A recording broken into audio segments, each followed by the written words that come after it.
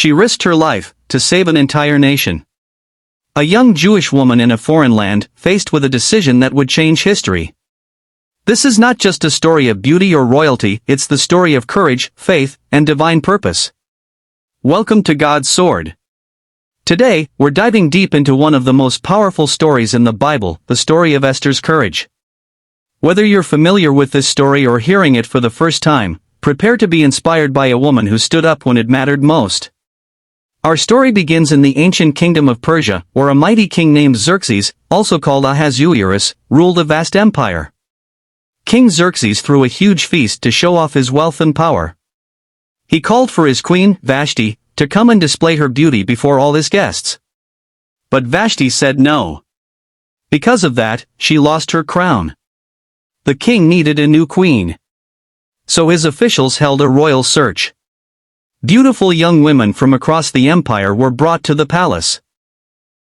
Among them was a young Jewish woman named Esther. Esther was raised by her cousin Mordecai, a faithful Jewish man. She was wise, kind, and beautiful. But no one knew she was Jewish, because Mordecai told her to keep it a secret. After months of preparation, Esther was brought before the king.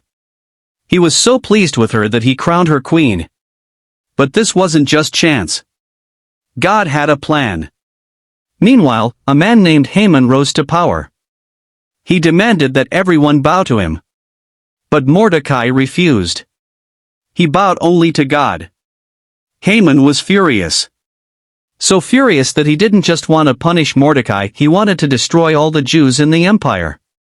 Haman convinced the king to issue a decree: on a chosen day, all Jews in the kingdom would be killed. Mordecai was devastated. He sent a message to Esther, begging her to go to the king and stop this evil plan. But going to the king without being invited was dangerous. It could cost her life. Esther was afraid. She hadn't been summoned by the king in 30 days. But Mordecai told her something that changed everything. Don't think you'll escape just because you're in the palace. If you stay silent, help will come from somewhere else, but you and your family will perish. And who knows? Maybe you were made queen for such a time as this. Esther took a deep breath. Then she said, "Gather all the Jews. Fast and pray for me. I'll do the same. And then I'll go to the king, even if it costs me my life." After 3 days, Esther put on her royal robes and approached the throne room. Would the king accept her, or have her killed? The moment the king saw her, he smiled. He held out his golden scepter. Esther was safe. The king asked her, "What do you want, Queen Esther?" Esther invited the king and Haman to a banquet. At the banquet, the king asked again. But Esther waited. She invited them to a second banquet the next day. Haman left feeling proud. But when he saw Mordecai still refusing to bow, his rage grew. He built a gallows to hang him. That night, the king couldn't sleep. He asked for the royal records to be read to him. He discovered that Mordecai had once saved his life, but was never rewarded. The next day, the king asked Haman, what should be done for the man the king wants to honor? Thinking the king meant him, Haman described a grand celebration. "Do that for Mordecai," the king said. Haman was humiliated. Then came the second banquet. The king asked again, "What do you want, Queen Esther?" Esther replied, "If I have found favor in your eyes, please spare my life and the lives of my people. For we are about to be destroyed." The king was shocked. Who would do this? Esther said, "This wicked man, Haman."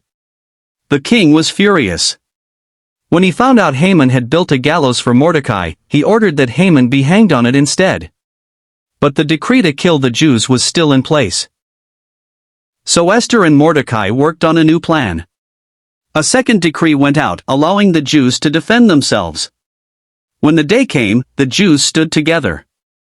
And God gave them victory. Esther remained queen. Mordecai was honored. And their people were saved. The Jewish people still celebrate this incredible moment with a holiday called Purim, a time to remember how God used one brave woman to save a nation. Esther's story teaches us something powerful. Courage isn't the absence of fear, it's doing what's right, even when you're afraid. Sometimes, you're right where you are for a reason, for such a time as this. Don't stay silent when you're called to speak. And never forget, God is always working, even when we can't see Him. Thanks for watching God's Sword. If this story moved you, share it with someone who needs encouragement.